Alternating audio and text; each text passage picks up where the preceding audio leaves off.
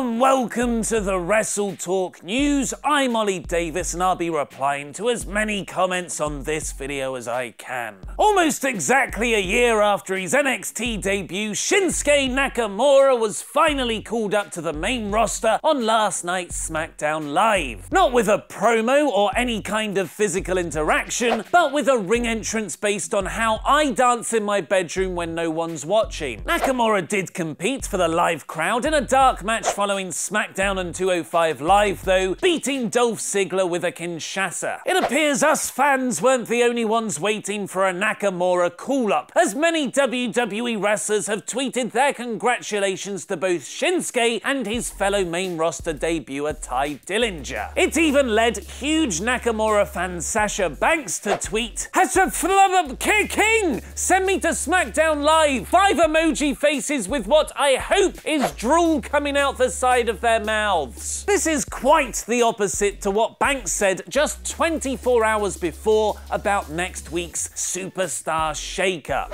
I like Raw and I don't want to go. I know I've said before I want to go to SmackDown, but Raw's my home right now. She can't be trusted, Bayley! On last night's Talking Smack, Shane McMahon revealed a little more about the mysterious Superstar Shake-Up, teasing that nobody is safe from a trade, and that even champions could end up switching brands. It's probably being kept intentionally vague because WWE don't know what a Superstar Shake-Up is either. The post-WrestleMania episode of Raw pulled in a massive average of 3.76 million viewers, which will probably be the highest rated Raw of the year, which is good, right? Well, not really when you realise that's 8% down from last year's post-Mania Raw average of 4.09 million, and that the 2 years before that both drew over 5 million viewers each. At least your Raw review poll results make for a better read, with an overwhelming 72% of you rating it the best possible score in awe, while 24% thought it slightly less impressive at core. Watch my Raw review in about 4 minutes right here on WrestleTalk's YouTube channel. The opening segment to that episode featured the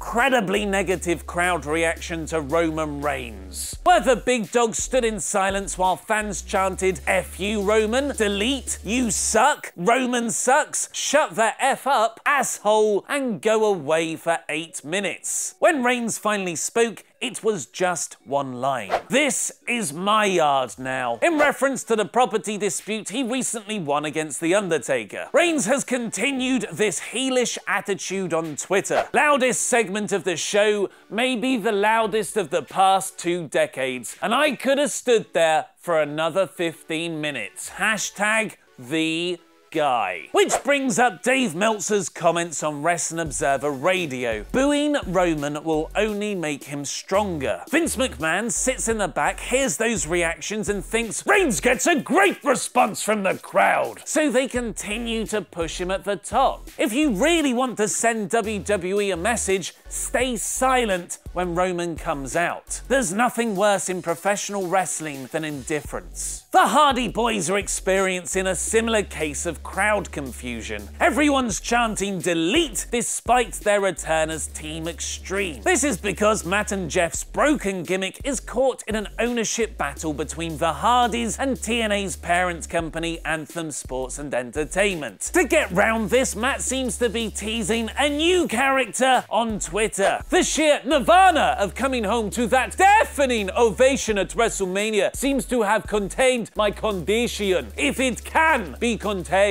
Although all those tantalizing chants from the WWE Universe fans at the Raw after Mania felt like triggers. They made me feel savage. Yes!